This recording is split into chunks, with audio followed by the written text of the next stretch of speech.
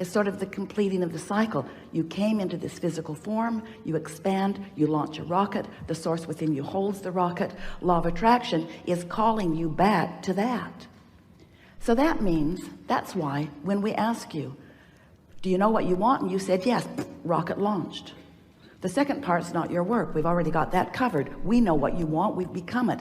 We are holding the vibrational countenance of all that you have become steady for you. But when we ask you, do you believe that you can have what you want? And you say yes, then that means you've completed the cycle. You've launched the rocket. You are now holding yourself in the vibrational frequency of it. The question is, do you really believe it? And the answer is, are you happy in its apparent manifested absence? Because that's the rub for all of you. In other words, you are so physically, manifestationally, materialistically, none of these things are bad, actualizationally, see it, hear it, smell it, taste it, touchily, you are so physically focused and wanting to translate your creations through your physical senses, and we want you to. That's why you came. You didn't come to sit in a room and meditate. You didn't come to have out-of-body experiences.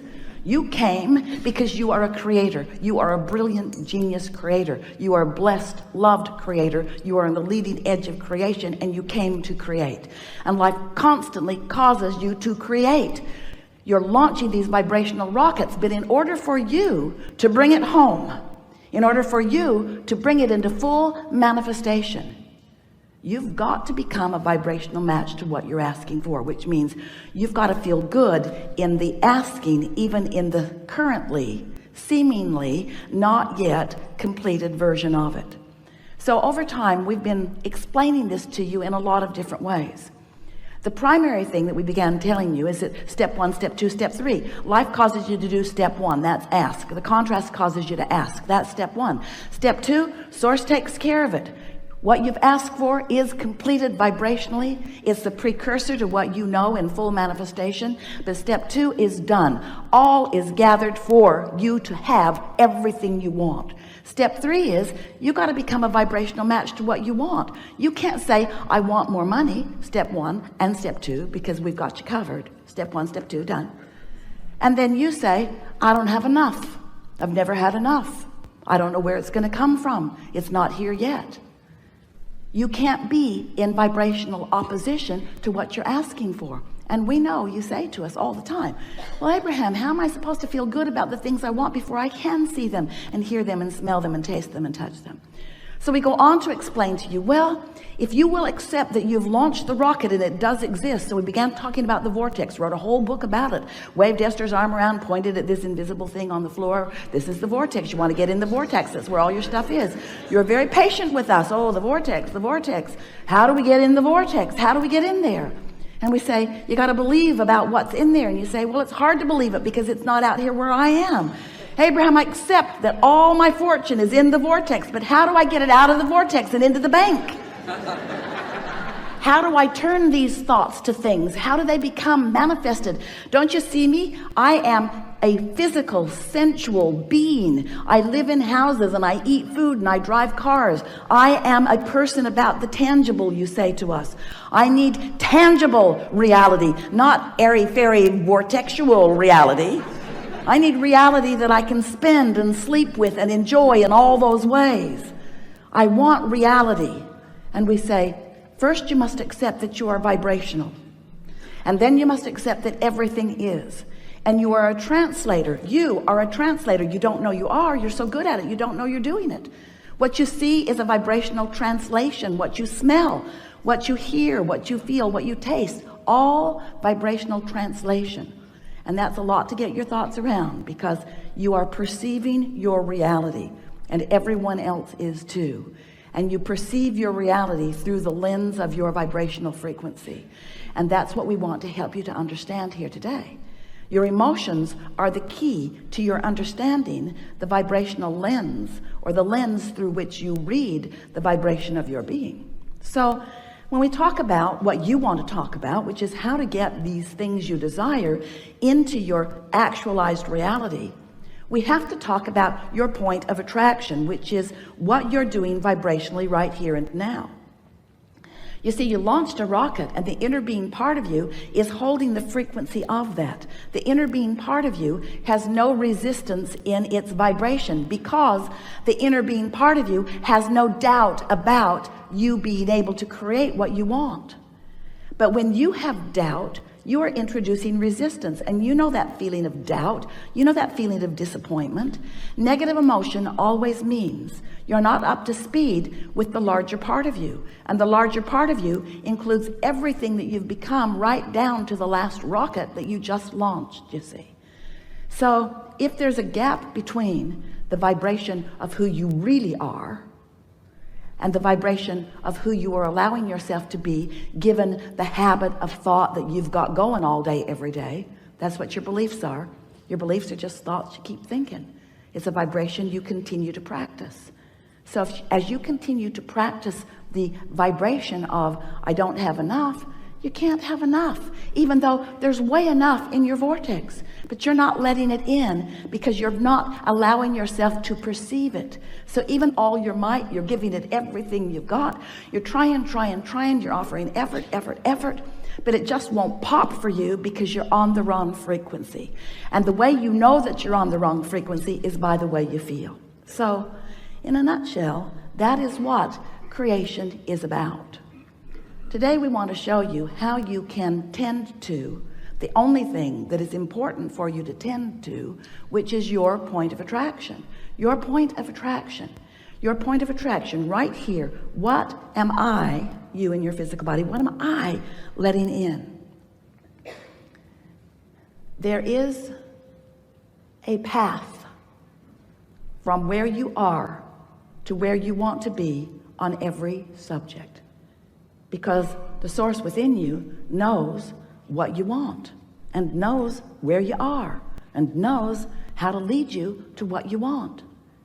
And so we call that the path of least resistance, because if you've got resistance going on, you can't see the path. In other words, if you really want something and you're trying so hard to make it happen, the very effort that you are offering is the indicator that you've got the wrong frequency going on, and you just can't see the path. You can see the path of most resistance: work long hours, get too tired, try to get other people to understand what I mean, explain until I think my head's going to explode, need others to see it my way, justify my position, defend my position, rationalize my decision, try. That won't get you to where you want to be, and the path that you're on is miserable in the process. That's the path of most resistance.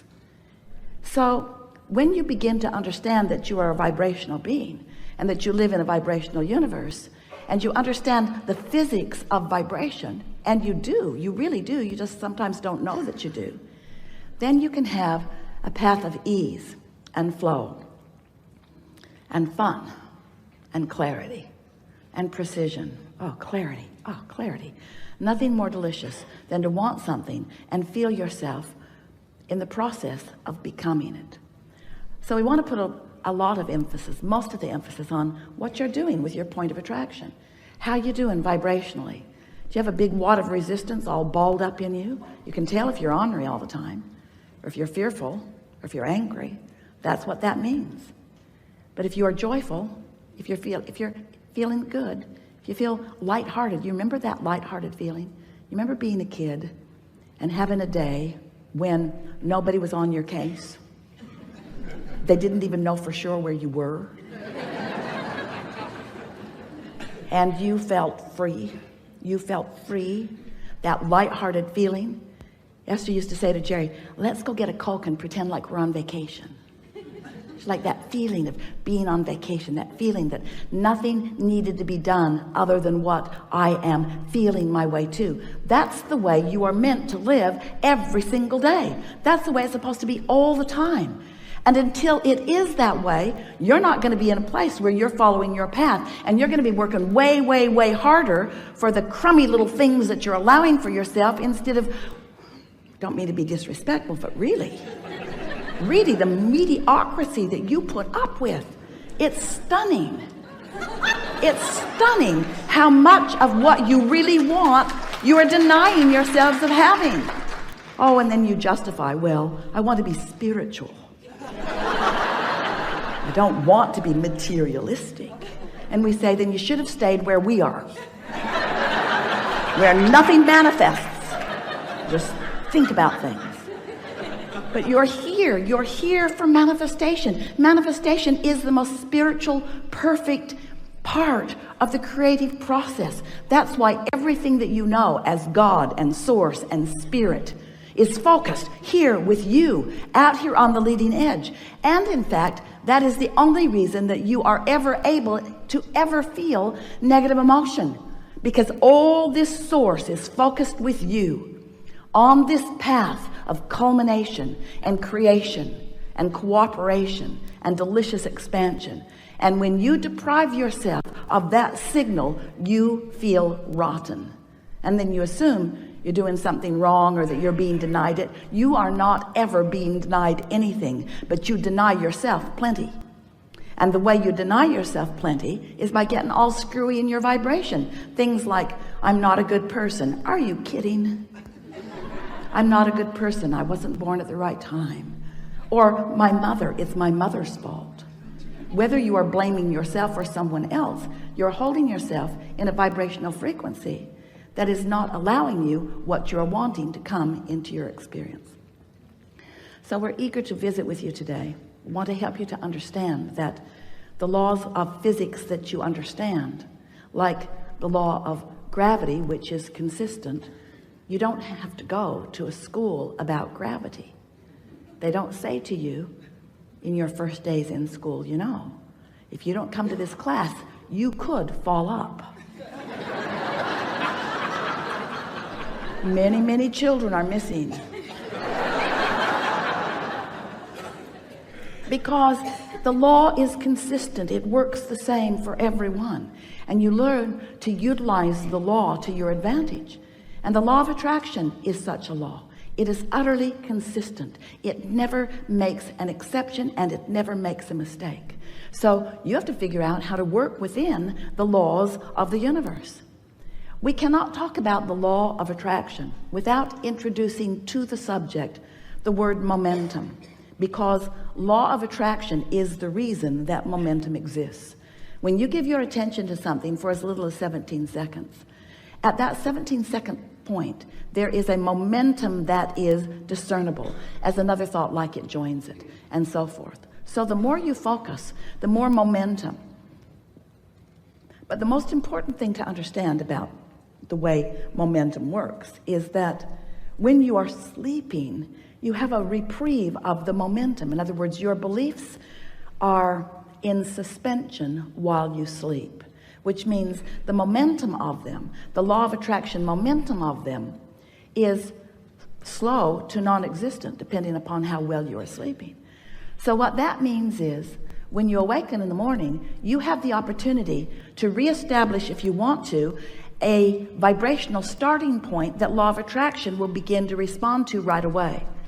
Now, usually when you wake up in the morning, you remember what you were thinking about yesterday, or more important, you achieve the emotional feeling place of what you were feeling yesterday.